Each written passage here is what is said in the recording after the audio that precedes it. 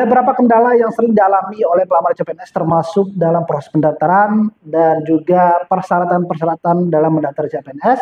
Kita akan bahas lengkap di video ini apa saja kendala-kendala yang sering ditanyakan, kemudian solusinya bagaimana. Kita akan bahas lengkap, jadi pastikan teman-teman tonton videonya sampai selesai. Assalamualaikum warahmatullahi wabarakatuh, bertemu lagi dengan aku Billy Ubri dan masih di channel Mr. Billy.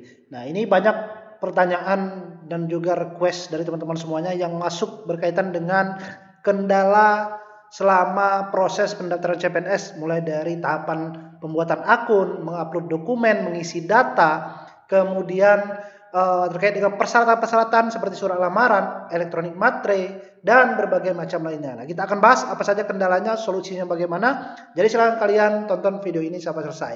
Sebelum itu, silakan bantu subscribe channel ini agar bisa berkembang lebih banyak lagi pastinya. Dan jika teman-teman yang masih berminat bimbingan belajar, bimbel masih dibuka ya. Dan untuk persiapan tes SKD, CPNS ataupun sekolah kedinasan di tahun yang akan datang. Oke, silakan teman-teman.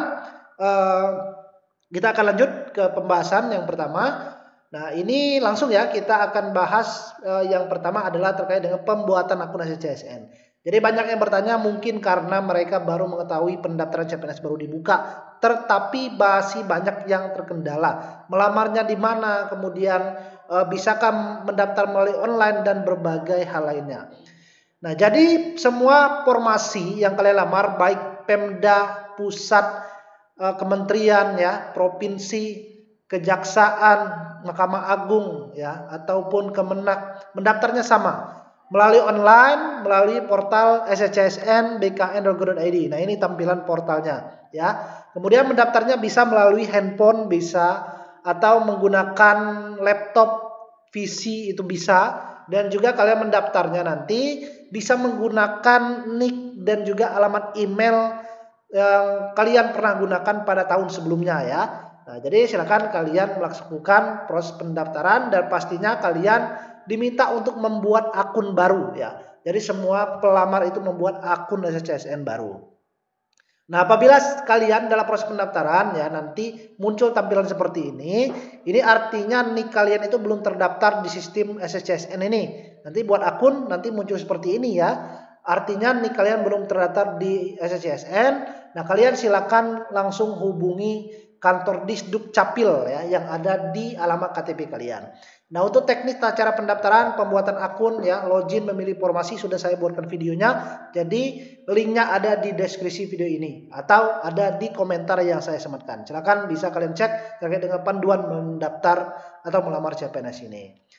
Nah, yang kedua, jika kalian dalam proses pendaftaran mengalami kendala seperti ini ya, galat ya, silakan hubungi admin. Kemudian halaman tidak berfungsi, loading lama atau muncul kesalahan pada sistem atau jenis kelamin Anda tidak sesuai persyaratan. Ini merupakan tampilan-tampilan yang sering gangguan atau tampilan yang menyatakan bahwa website tersebut sedang error atau gangguan. Ini dikarenakan website banyak yang akses ya. Jadi hal seperti ini sering kali terjadi. Jangan khawatir, kalian bisa coba ulangi lagi prosesnya ya. Bisa 1 jam ke depan atau bisa di malam harinya sampai website tidak terkendala lagi. Jadi ini merupakan contoh website yang gangguan. Kemudian terkait dengan pendaftaran akun ya, kartu akun. Nah, yang pertama kartu akun ini bentuk kartu informasi akun. Kartu informasi akun ini bisa dicetak, bisa juga tidak ya, tidak jadi masalah. Saat kalian mengisi data di akun SCSN, jika sudah dapat kartu ini, data tidak bisa dirubah ya. Jadi pastikan kalian saat membuat datanya itu dengan benar sesuai dengan alamat KTP atau data KTP dan juga data ijazah. Nah, apabila kalian ingin mencetak kartu ini, tetapi kalian lupa misalnya mencetak atau saat loading kartunya itu saat sudah download kartunya tidak muncul, jangan khawatir, kalian bisa mencetaknya lagi nanti pada laman login. Biasanya di tombol atau tombolnya itu ada pada menu unggah dokumen, nanti di bawahnya ada tombol tempat mencetak kartu informasi pendaftaran atau informasi akun ini. Jadi jangan khawatir, bagi yang terkendala itu solusinya ya, kalian bisa cetak kembali pada halaman login di menu unggah dokumen. Kemudian tempat lahir kabupaten kota, ini banyak juga yang bertanya. Nah, saat mengisi kabupaten kota tempat lahir sesuai KTP atau sesuai ijazah, ini bagaimana teknisnya? Nah, ketika kalian mengisi kolom tempat lahir di kabupaten kota ataupun pada KTP sesuai ijazah, kalian masuknya atau mengetiknya itu masukkan kata-katanya itu huruf per huruf ya. Huruf per huruf nanti akan keluar nama kabupaten atau kota kalian. Jadi jangan langsung diketik. Kalian ketik huruf per huruf, biasanya 3 sampai 4 karakter huruf.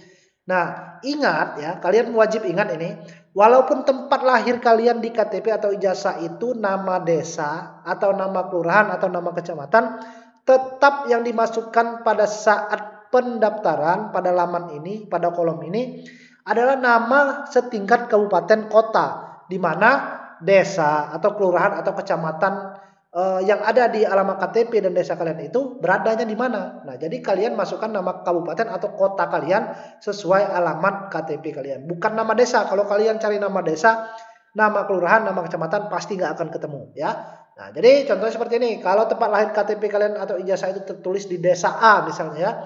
Nah, desa A tersebut masuknya ke dalam kabupaten mana atau kota mana ya. Kalau kota biasanya kelurahan, tapi kalau desa biasanya kabupaten ya.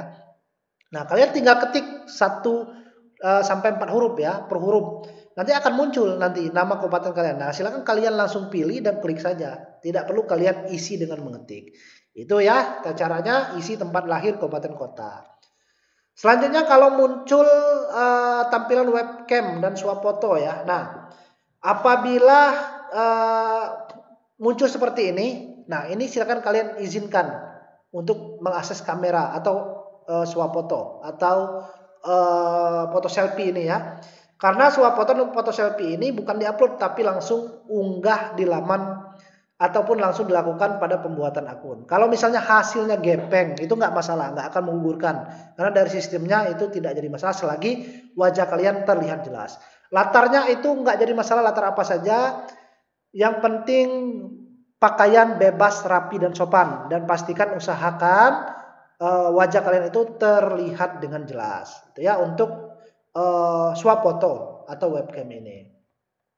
Nah, kemudian jika swafoto atau webcam itu tidak dapat dan muncul tampilan seperti ini, kalian silakan ikuti ya tanda-tanda seperti tanda-tandanya atau ikuti langkah-langkahnya. Ini tandanya artinya webcam kalian itu error atau kalian bisa lakukan di HP lain atau laptop atau PC lain agar kalian bisa melakukan swafoto. Nah, ini ya, silakan kalian bisa screenshot ini dan aktifkan, pastikan kameranya itu diaktif ketika melakukan swafoto atau foto selfie ini. Kemudian untuk KTP dan swafoto belum diunggah. Nah, nanti biasanya ada tampilan. Kalau KTP dan swafoto belum diunggah ya, kalian pastikan setelah melakukan swafoto ini kalian klik simpan foto. Kalau kalian tidak simpan foto, maka kalian tidak bisa lanjut ke tahapan kedua. Pastikan kalau ada notifikasi muncul Anda belum mengupload KTP dan foto ya, atau pas foto atau swafoto, pastikan kalian klik simpan foto dulu. Kalau belum klik simpan foto maka tidak bisa lanjut ke tahapan berikutnya. Nah, ini ya salah satu kendala yang dialami oleh pelamar juga. Nah, kemudian kalau tidak bisa login, kalian sudah buat akun tetapi mau login itu tidak bisa. Ada muncul seperti ini, tidak ditemukan pada data CSN. Ini biasanya gangguan ya. Ini gangguan, bukan artinya nih kalian itu tidak terdaftar atau misalnya kalian akunnya tidak terima. Jadi bukan. Ini artinya website sedang gangguan. Jadi silakan refresh atau coba login di lain waktu. Nah, kalau tampilan seperti ini artinya gangguan. Kemudian isi data ijazah terkait dengan data ijazah ini. Yang pertama terkait dengan nilai. Banyak yang ditanyakan, nilai itu pakai titik atau nggak pakai titik, pakai koma ya. Jadi nilai ijazah yang dimasukkan itu sesuai persyaratan. Kalau formasi meminta persyaratan minimal berapa, rata-ratanya harus dimasukkan sesuai. Tapi kalau tidak dipersyaratkan, wajib diisi juga ya, sesuai dengan nilai yang tertera pada transkrip nilai. Nilai ijazah yang digunakan ini atau dimasukkan ini boleh angkanya angka bulat ya, bisa misalnya 70,80, bisa kalian masukkan 70 di sini tidak jadi masalah, atau pakai 2 angka di belakang koma bisa. Tapi di sini biasanya dikasih titik bukan koma ya. Jadi 70,80 misalnya bisa. Mau pakai titik bisa, mau 2 angka di belakangnya bisa, mau langsung dibulatkan angka depannya saja bisa. Karena semua itu benar selagi bisa dilanjutkan. Jadi tidak muncul tampilan nilai tidak sesuai. ya berarti bisa ya. Kalau tampil nilai tidak sesuai berarti itu tidak bisa. Kuncinya seperti itu saja. Jadi jangan pusing kalian memasukkan nilai ijazah. Nilai rata-rata ijazah ini nilai ijazah ya, nomor ijazah ini yang dimasukkan secara lengkap. Baik angka, huruf ya, itu tidak jadi masalah. Tetapi kalau yang sudah terlanjur memasukkan nomor saja, misalnya tanpa huruf, simbol, ya mungkin itu pengalaman tahun kemarin itu tidak jadi masalah. Tapi tidak tahu tahun ini ya, karena itu sesuai dengan ketentuan panitia. Tapi saya rasa masih sama penilaiannya seperti tahun kemarin, itu tidak jadi masalah. Tahun lulus itu terdapat pada kapan ijazah diterbitkan. Itu pasti harus ingat kalian. Kapan ijazah diterbitkan, nah itu ada tahun dan tanggal lulusnya ya. Nanti kita cek ada contohnya. Nah, kemudian lokasi tes dan jenis disabilitas. Lokasi tes ini kalian bisa memilih lokasi tes ujian ya di sini. Tetapi untuk Kemenkumham, kalau formasi penjaga tanah pemeriksa keimigrasian SLTA, lokasi tes ini biasanya sesuai dengan kanwil kalian mendaftar. Walaupun kalian mengisi di sini, biasanya nanti akan sesuai dengan kanwil mendaftar. Kecuali untuk formasi sarjana. Kalau formasi sarjana itu boleh ataupun boleh bisa memilih ya di mana lokasi tesnya, nanti di sana kalian tesnya. Karena di surat file PDF-nya dari Kemenkumham itu sudah jelas dan sudah ada, kalian silakan bisa baca. Nah, untuk disabilitas ini jika kalian bukan termasuk formasi disabilitas, kalian masukkan saja non disabilitas. Ini masih banyak teman-teman juga yang bingung. Nah, kemudian ada juga kendala kenapa pada pendidikan jabatan lokasi formasi ini tidak bisa diklik ya. Harusnya bisa diklik. Ini karena kalian belum klik pilih ini. Kalau kalian sudah klik pilih, maka akan muncul ini semua. Nah, untuk jabatan tenaga kesehatan, kalau bukan mendaftar formasi kesehatan, dokter, perawat, bidan, penyuluh kesehatan, silakan kalian tidak perlu conteng ini. Ini hanya untuk jabatan tenaga kesehatan, formasi kesehatan. Ya, ini wajib conteng. Tapi kalau bukan formasi kesehatan seperti operator kesehatan ya, itu tidak perlu mencentang ya. Kemudian pastikan pilih ini sudah kalian klik agar tampilan ini muncul ya. Pendidikan jabatan lokasi formasi muncul. Kalau belum dipilih atau diklik pilih ini, maka ini semua tidak akan muncul. Lanjut kolom riwayat pekerjaan. Kolom riwayat pekerjaan ini boleh di skip, boleh juga kalian isi kalau memang ada, tetapi tidak wajib ya, boleh di skip. Kemudian salah upload file juga tidak bisa dihapus. Kalau kalian salah unggah file tidak bisa dihapus ya, tetapi bisa ditimpah dengan file yang benar atau dokumen yang benar, tetapi tidak bisa dihapus. Selagi belum resume bisa ditimpah dengan file yang benar atau yang sesuai. Jadi tidak bisa dihapus karena kolom hapus tidak ada. Untuk gelar ijazah ini kalian jika tidak memiliki ijazah kalian isi dengan tanda strip saja. Tetapi kalau kalian memiliki gelar, diisi silakan ya, di sini tidak jadi masalah. Nah, ini letak nomor dan tanggal ijazah. Untuk sarjana ini seperti ini, tombol dan atau nomor dan tanggal ijazahnya ya, ada di sini. Kemudian untuk SLTA biasanya di sini di atas tanda tangan itu ada tanggal dan tahun ijazah, kemudian nomor ijazahnya di bawah. Nah, ini kalau misalnya ada spasi, kalian silakan disambung bisa, atau kalian ada spasi juga tidak jadi masalah ya. Jadi boleh disambung atau pakai spasi jika ada spasinya. Nah, ini juga tidak akan menggugurkan juga. Dan kemudian tanggal ijazah itu biasanya dan juga tahun ijazah biasanya kapan ijazah tersebut dikeluarkan atau terbit, itu yang kalian isi. Nah, ini contohnya ya, tempat, tanggal dan nomor ijazahnya.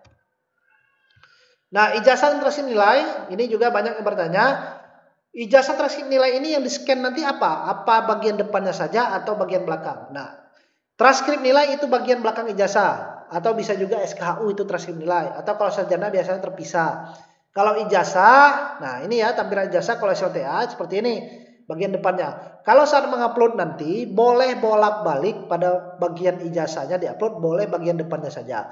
Tetapi kalau bagian upload unggah transkrip nilainya hanya diupload bagian belakang ijazahnya saja. Atau mau digabungkan transkrip nilai sama SKHU ya, dua file boleh juga. Atau SKHU yang diupload sebagai daftar nilainya boleh juga pada transkrip nilai. Itu benar dan tahun kemarin juga lolos ya. Tetapi tidak boleh menggunakan SKL karena wajib semuanya mendaftar menggunakan ijazah. Nah, pada nilai ijazah ini ya, Yang dimasukkan nilai rata-rata itu yang mana? Kalau ada ujian nasional, masukkan nilai ujian nasional. Tingkatannya seperti ini. Nilai ujian nasional yang paling tinggi ya, atau yang utama. Kalau tidak ada nilai ujian nasional, masukkan nilai ujian sekolah rata-ratanya. Kalau tidak ada, baru nilai raport. Tetapi biasanya nilai ujian sekolah itu ada ya. Jadi masukkan rata-rata nilai ujian sekolah. Atau kalau ada UN, masukkan nilai UN-nya. Nah, apabila data nama tanggal lahir di ijazah ini salah ya, biasanya minta surat keterangan salah nama. Nah, minta surat keterangan salah nama dari sekolah, dilampirkan, dijadikan atau digabungkan filenya dengan file ijazah. Jadi dalam satu file PDF ijazah ada 2 halaman atau bisa 3 halaman kalau pakai transkrip nilai. Jadi halaman 1 ijazah bagian depan, 2 transkrip nilai, 3 surat keterangan salah nama. Nah, dimasukkan, digabungkan dengan file ijazah baru diunggah. Kalau data atau nama kalian itu tidak sesuai dengan ijazah atau memiliki perbedaan ya. Kalau sama itu tidak perlu ya. Jadi itu untuk ijazah dan juga transkrip nilai. Kemudian ini akreditasi BAN PT ya. Nah, akreditasi ini biasanya hanya untuk pelamar formasi D3 atau D4 atau sarjana ya. SLTA tidak diperlukan. Nah, untuk sertifikat akreditasi ini biasanya kalau ada kata atau, ini kalian bisa memilih mau pakai akreditasi kampus atau prodi atau screenshot BAN PT ya. Kemudian biasanya diminta juga akreditasi ini pas tahun kalian lulus, bukan yang sekarang tapi pas tahun kalian lulus. Jangan lupa kalian baca ketentuan dari formasi ya. Apakah yang diminta itu akreditasi kampus saja atau prodi, atau bisa memilih misalnya akreditasi kampus atau screen capture dari BAN PT atau prodi. Nah, artinya kalian bisa memilih, cukup upload satu saja. Ini untuk akreditasi dan juga BAN PT. Kemudian tempat lihat syarat instansi. Nah, kalau kalian yang masih bingung cara melihat berapa kuota dibuka, formasinya apa saja, persyaratannya apa saja ya, kalian silakan masuk ke website dari instansi yang kalian lamar. Kalau pusat itu seperti Kemenkumham, CSN Kemenkumham, Kejaksaan, Biro Kepegawaian.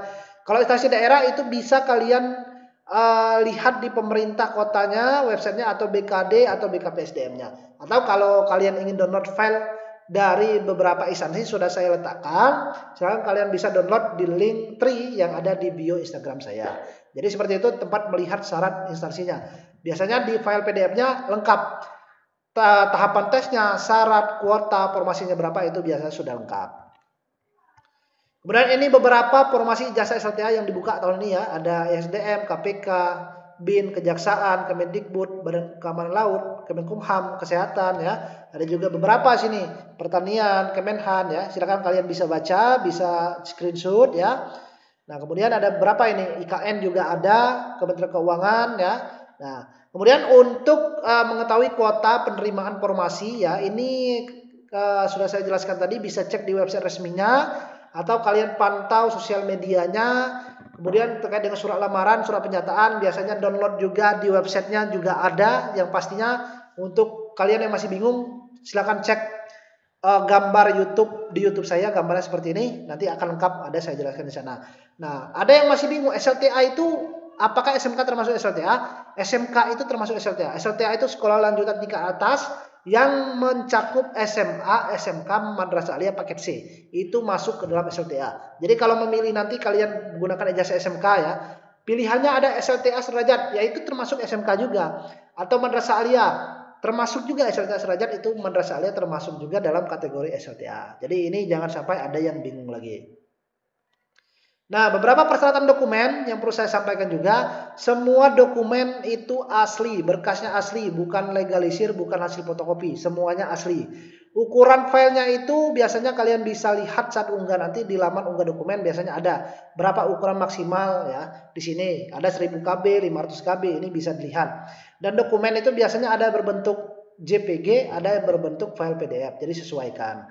Nah, scan dokumen biasanya kalau ada ketentuan scan berwarna. Nah, scan berwarna itu bukan artinya kalian masukkan filter warna, tetapi sesuai dengan dokumen aslinya. Kalau dokumen aslinya ada warnanya seperti ijazah ya, mana ijazah tadi, ada warna kuningnya, birunya, ya harus seperti itu sesuai dengan dokumen aslinya, jangan ditambah filter.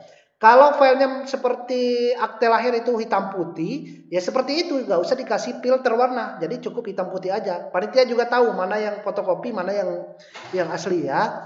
Kemudian kalau kalian yang ingin menggunakan dokumen tahun lalu seperti ijazah, transfer nilai, pas foto, ya itu bisa, kecuali surat lamaran, pernyataan atau dokumen yang datanya berubah, ya seperti KTP, kalian tahun kemarin belum menikah, tahun ini sudah menikah, ya KTP-nya berubah, ya itu kan nggak bisa lagi dimasukkan.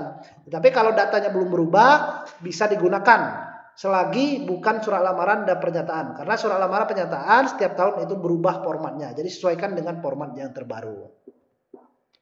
Nah, untuk pas foto ini pastikan ya wajah terlihat jelas.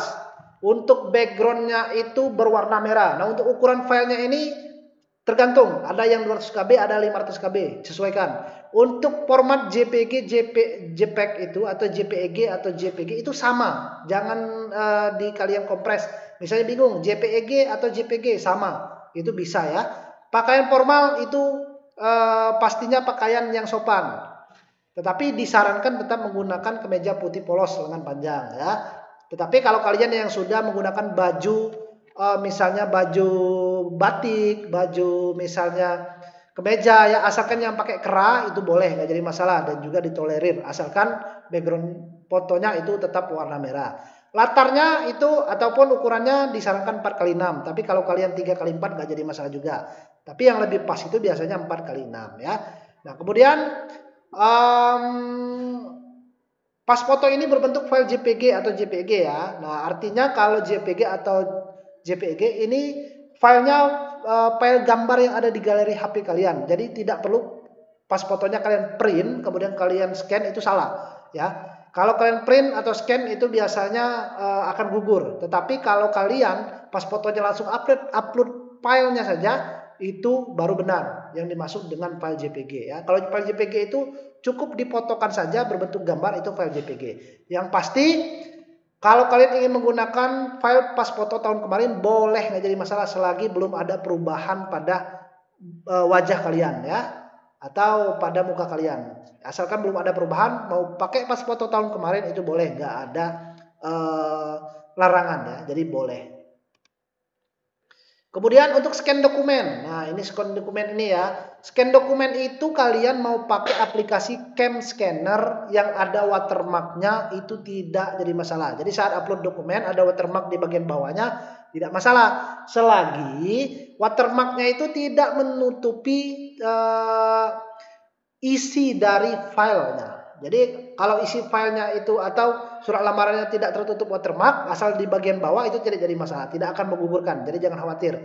Dan mengupload melalui HP boleh, asalkan ya jelas, asalkan jelas dan terbaca oleh panitia. Kalian juga bisa terbaca. Kalau hasilnya blur itu biasanya akan gugur. Tapi kalau hasilnya jelas, walaupun pakai HP itu boleh. Dan saya infokan lagi, jangan dikasih filter atau warna apapun. Kalau untuk menerangkan saja nggak jadi masalah ya. Tetapi kalau dikasih filter warna yang lainnya itu jangan, karena biasanya akan gugur. Kemudian ketentuan penggunaan elektronik matre. Nah, elektronik matre ini penggunaannya kalian bisa akses ya di beberapa website milik Peruri atau BKN atau di website resmi lainnya. Kalau satu website gangguan jangan dipaksakan, cari website lainnya, banyak kok website lainnya. Atau bisa langsung beli ke kantor pos juga bisa. Kalian bawa filenya ke kantor pos, minta isi atau bilang aja mau ditambahkan elektronik matre. Nah ya, jadi seperti itu. Bisa kalian beli di kantor pos atau di penyedia jasa website resmi milik Peruri atau website yang lainnya. Nah, elektronik matre ini ya pastinya ditempel pada surat lamaran dan pernyataan. Surat lain itu tidak ya, hanya surat lamaran dan pernyataan. E-matre ini pastinya tidak ada kadaluarsanya. Kalau kalian uploadnya sekarang atau belinya 1 bulan kemarin masih bisa karena tidak ada yang namanya kadaluarsa. Ya pastikan kalian peletakan e-matre ini tidak menyentuh tanda tangan. Kalau menyentuh tanda tangan itu gugur ya. Pastikan tidak menyentuh nama, tidak menyentuh tanda tangan. Jadi saat kalian melakukan ataupun mengunggah elektronik materai atau meletakkan elektronik materai ini, pastikan kalian tanda tangan terlebih dahulu, isi suratnya terlebih dahulu, scan baru kalian letakkan e-materai. Jangan letakkan e-materai dulu baru di print, di scan atau diletakkan tanda tangan. Jadi kalau sudah letakkan e-materai tidak boleh diedit ya untuk suratnya. Nah, ketentuan penggunaan e-materai ini, jika website materai gangguan sudah saya jelaskan tadi, gunakan website lain, jangan dipaksakan. Atau tombol upload dokumen tidak muncul, artinya gangguan itu. Jadi silakan kalian gunakan website lain. Atau kalian juga bisa join pakai akun e-materai teman, itu tidak jadi masalah. Karena kan yang kita butuhkan itu elektronik materainya, bukan atas nama siapa belinya ya. Jadi tidak jadi masalah. Apakah surat e-materai itu harus versi 1.6 ya? Itu tidak harus ya. Karena biasanya penyedia materai ini ada yang memang tidak bisa diunggah file PDF-nya kalau bukan versi 1.6. Tapi kalau yang bisa diunggah ya tidak jadi masalah ya. Karena ini hanya anjuran peruri karena beberapa website itu harus ada filenya yang jenis terbaru ya versi 1.6. Tapi kalau yang bisa diupload ya tidak jadi masalah, tidak harus kalian rubah ke dalam versi 1.6 untuk file surat lamaran pernyataan yang akan dibubuhkan materai. Itu ya penting untuk teman-teman ketahui. Nah, elektronik materai ini kalau misalnya peletakan materai menyentuh tanda tidak menyentuh tanda tangan ya. Jadi elektronik materai ini peletakannya itu tidak menyentuh tanda tangan dan nama pastinya. Tetapi kalau ada kolom e-materainya itu tidak jadi masalah. Kemudian kalau peletakan e-materai itu kelihatan garis putus-putus itu juga tidak jadi kendala, tidak jadi masalah. Kalau materai mau dihapus juga boleh, tidak jadi masalah, tidak akan menggugurkan ya. Peletakan e-materai tidak harus pas pada kolom, di luar dari kolomnya juga boleh. Kolom e-materai ini berfungsi hanya untuk menjelaskan bahwa kalian meletakkan e-materai di sekitar area ini, bukan di bawah tanda tangan, bukan di tempat suratnya, bukan di atas surat. Ini hanya penanda saja bagi panitia untuk memberitahu bahwa peletakan e-materai di area sini ya. Nah, itu fungsi dari kolom e-materai. Kemudian ukuran e-materai ini ya dipaskan saja, tidak jadi masalah. Mau jangan besar ya, jangan terlalu besar, jangan terlalu kecil, sedang saja. Karena biasanya kalian bisa menggeser ya atau menyesuaikan ukuran elektronik materai ini. Nah, untuk tata cara peletakan e-materai pembubuhan pada surat sudah saya buatkan videonya. Ini tampilannya di YouTube saya, jadi bisa teman-teman tonton. Nah, untuk unggah dokumen ya, unggah dokumen ini pastinya tidak bisa dihapus, tetapi kalau kalian salah unggah dokumen selagi belum resume bisa ditimpa dengan dokumen yang benar, tidak jadi masalah ya. Kemudian unggah dokumen ini terpisah ya, jadi jangan digabungkan dalam satu file, tapi terpisah karena ada bagian masing-masing yang harus diupload. Kalau misalnya KTP ya KTP diunggahnya. Kalau ijazah ya ijazah bisa bolak-balik atau bagian depan. Kalau transkrip nilai ya bisa bagian belakang transkrip nilainya ya atau bagian belakang ijazah ya itu bisa diunggah. Kemudian unggah dokumen bisa dicicil. Hari ini mau upload dokumen KTP ijazah dulu karena surat lamaran belum dibuat. Nanti besok bisa, nggak jadi masalah juga. Kemudian untuk surat keterangan domisili ini kalau bukan kalian di luar wilayah domisili mendaftar boleh di skip, boleh nggak usah diisi ya, boleh nggak usah diunggah. Itu nggak jadi masalah karena ini hanya untuk yang khusus mendaftar di luar wilayah domisili. Bagi yang mendaftar sesuai alamat KTP, sesuai domisili nggak perlu diunggah, cukup di skip, lanjut ke resume. Jadi tidak perlu diunggah. Nah, kalau muncul seperti ini, berkas harus memiliki format ukuran. Nah, kalian cek dulu nih, apakah file kalian yang kalian unggah itu sudah sesuai filenya JPG atau PDF. Kalau sudah sesuai, kalian cek lagi ukuran filenya itu melewati batas maksimal atau minimalnya ya. Jadi kalau batas maksimal dan minimal itu, kalau maksimalnya 1000 KB ya, misalnya ini 500 KB, nggak harus maksimalnya 500 KB filenya. Bisa di bawah ini, tapi tidak boleh dari 500 KB. Misalnya 490 boleh, 300 KB boleh. Dan kalau minimal disarankan minimalnya 100 KB agar bisa ke-upload dan juga jelas filenya. Nah, kalau dua hal ini sudah sesuai, artinya website sedang gangguan saja ya. Jadi silakan kalian refresh dan boleh coba di lain waktu ya atau di jam berikutnya. Nah, kemudian jika muncul peringatan seperti ini juga, file yang Anda unggah tidak memiliki materai elektronik. Nah, kalian cek dulu apakah surat kalian sudah ada elektronik atau sudah ditempelkan e-materai atau belum. Dan pastikan jika surat sudah ditempel elektronik materai atau e-materai jangan diedit atau dikompres. Kalau dikompres diupload biasanya tampilan seperti ini. Tapi jika suratnya sudah ditambahkan elektronik materai kemudian kalian unggah ya di laman SSCN masih muncul seperti ini. Nah, ini biasanya gangguan. Nanti bisa coba upload lagi ya, bisa unggah lagi. Dan kalau surat sudah ditempel e-materai itu tidak jadi masalah kalau kalian mau dipindahkan peletakannya atau merename suratnya, merubah nama suratnya. Misalnya suratnya itu angka, kemudian kalian rubah dengan nama, misalnya surat lamaran, itu tidak akan menghapus elektronik materainya pada surat yang telah ditempel. Yang menghapus elektronik materai itu biasanya surat yang sudah ditempel elektronik materai kemudian dikompres ukurannya atau diedit-edit isinya. Nah, itu biasanya elektronik materainya tidak akan terbaca. Nah, ada yang bertanya juga, berkas Kemenkumham itu apa saja? Ini berkasnya hanya 7. EKTP, kalau belum ada KTP, surat rekaman EKTP, akte lahir, surat lamaran, surat penyataan, ijazah, ya, SMK, SMA, madrasah aliyah, paket C, semua jurusan bisa. Transkrip nilai Anda belakang ijazah atau SKU, kemudian pas foto latar merah. Ya, ini saja untuk berkas Kemenkumham. Ada surat tambahan yang namanya surat domisili atau suket domisili, hanya berlaku untuk ijazah SLTA saja pada Kemenkumham, Informasi Penjaga Tahanan dan Pemeriksaan Keimigrasian. Yang sarjana itu tidak berlaku karena kuotanya nasional. Kenapa ini ada? Karena ini kuota domisili, Informasi Penjaga Tahanan, Pemeriksaan Keimigrasian. Surat domisili ini bisa dikeluarkan ditandatangani oleh pejabat di kantor kelurahan. Ya. Info terbaru boleh tidak harus ditandatangani oleh lurah atau kadesnya, boleh misal sekdes atau yang mewakilinya. Dan untuk tanda tangannya bisa yang basah, bisa juga yang barcode. Pastikan barcode-nya itu terbaca dengan jelas. Nah, kemudian surat domisili ini kalian mintanya di luar wilayah domisili tempat kalian mendaftar ya. Bukan kalian sesuai sama KTP. Nah, ini ya. Kemudian surat domisili tidak perlu digabungkan dengan KTP saat ngupload ya.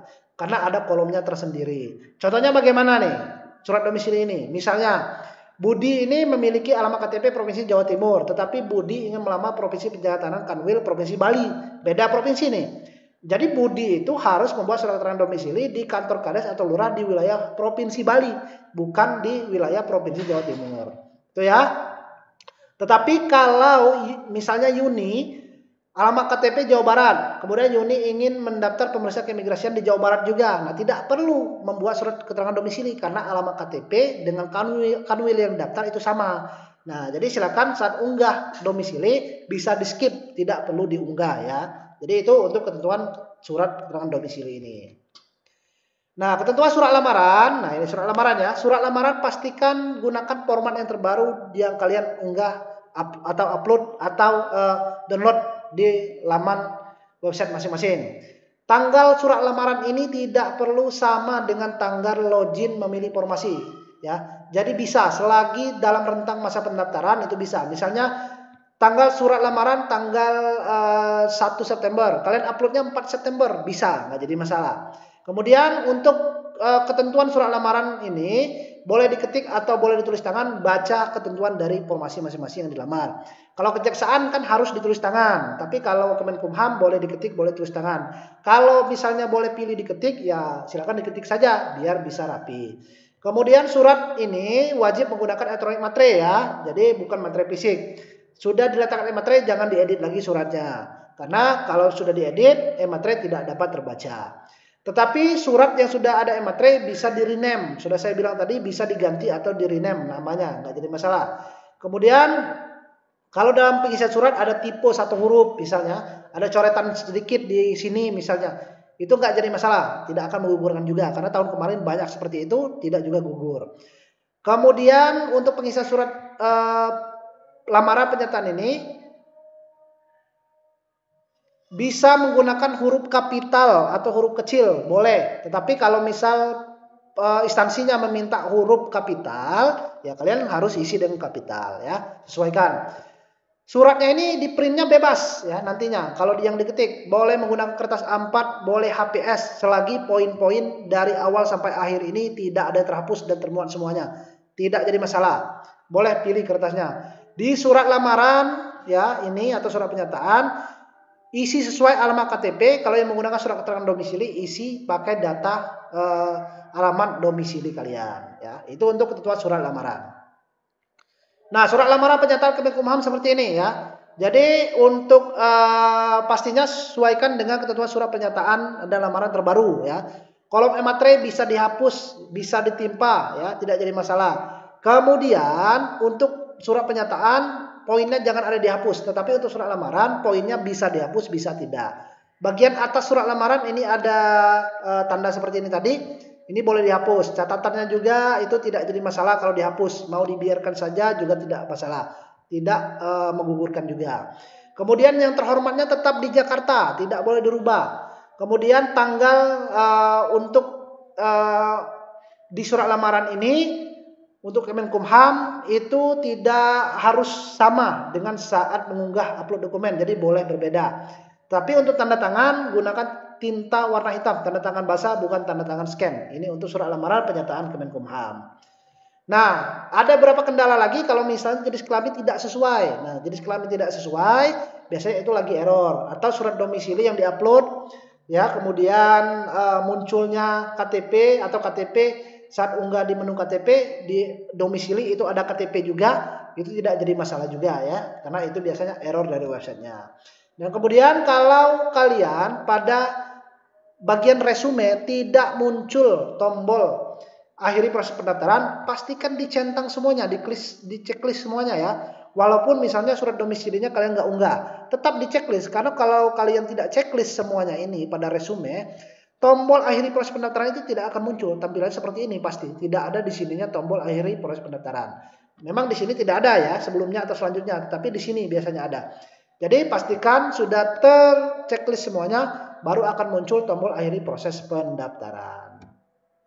Oke, mungkin itu beberapa kendala dari pelamar CPNS. Intinya silakan kalian baca persyaratan dengan baik. Kalau ada beberapa kendala ini bisa dicek ya. Dan silakan kalian bantu share video ini jika kalian rasa bermanfaat. Jika masih ada pertanyaan silakan tulis di kolom komentar. Jangan lupa bantu subscribe, share video ini sebanyak-banyaknya agar teman-teman yang lain tahu kalau ada kendala yang sama. Kalaupun mungkin ada kendalanya yang sudah saya jelaskan tadi, ya begitulah solusinya yang seperti saya jelaskan. Terima kasih untuk teman-teman semuanya yang sudah menonton. Dan saya akhiri, wassalamualaikum warahmatullahi wabarakatuh.